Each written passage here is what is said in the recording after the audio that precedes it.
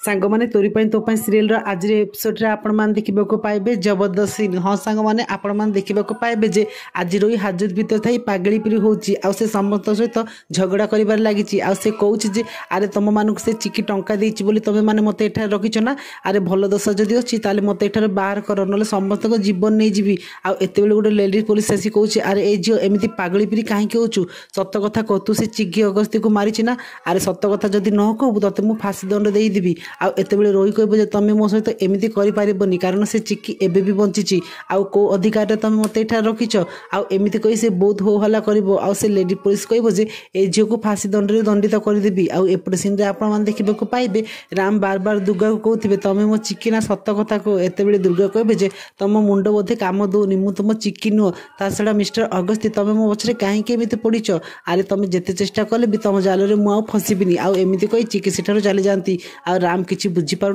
थे सतरे से चिकी ना दुर्गा एपटे रोही भी जानी सी दुर्गा नुह चिकी। तो फ्रेंड्स आपको कौन लगुच परिवार सामने कौन दुर्गा को सत आसो परिवार लोक जानीपारे जे चिकी ही दुर्गा जदि हाँ आमको येस बोली कमेंट करूँ।